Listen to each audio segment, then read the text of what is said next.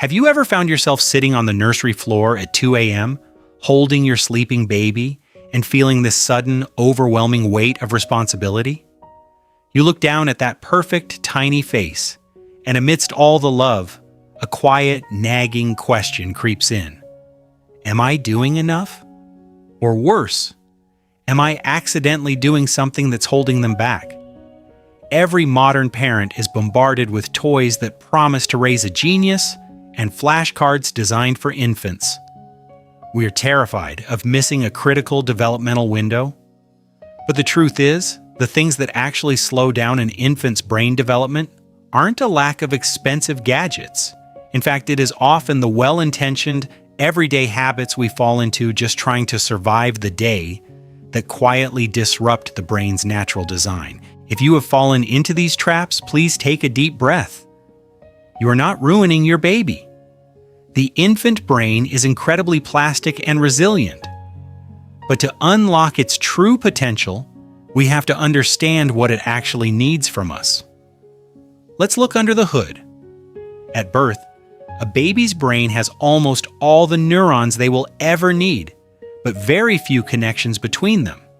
By age 2, their brain will form over 1 million new neural connections every single second. How those connections form depends entirely on how they experience the world. The first, and perhaps most common mistake we make is relying on educational background media. It's so easy to leave a children's show playing on the TV while your baby plays on the rug. We think it's harmless background noise, or maybe even stimulating. But developmental psychologists have found that background TV creates a phenomenon called auditory crowding. A baby's immature auditory cortex cannot filter out background noise to focus on foreground sounds. When a TV is constantly buzzing, it disrupts their ability to map language sounds, directly delaying their own speech. This ties closely into the second mistake, missing the serve and return loop. The Harvard Center on the Developing Child has shown that brain architecture is built through reciprocal interaction. Your baby babbles or points. That is the serve. You look, copy the sound, or name the object. That is the return. In our hyper-connected world, the biggest disruptor of this loop is technoference. When we glance at our phones while feeding or playing, we inadvertently ignore those tiny serves. Without that return, the brain pathways for communication and emotional security simply don't wire as robustly. The third mistake comes from a place of pure love, overprotecting them from frustration. When an 8-month-old grunts and struggles to reach a rolling ball, our instinct is to pick it up and hand it to them. We want to make them happy. But neurologically, that mild stress and frustration are exactly what trigger the frontal lobe to build problem-solving pathways. If we solve every tiny struggle, we inadvertently slow down the development of spatial awareness and cognitive resilience.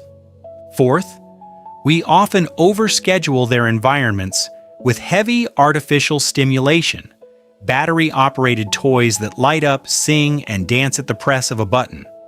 While these keep a baby trapped in a trance, they actually require zero cognitive effort.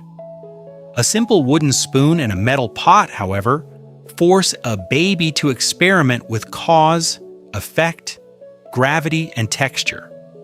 Finally, the fifth mistake is prioritizing strict cognitive drilling over emotional security. Flooding a toddler with flashcards before they feel deeply emotionally regulated is biologically counterproductive. Attachment theorists like John Bowlby proved that a child cannot learn if their stress system is active. Emotional security is the literal foundation upon which all higher-level intellect is built. So how do we pivot today? First, introduce intentional quiet zones in your home.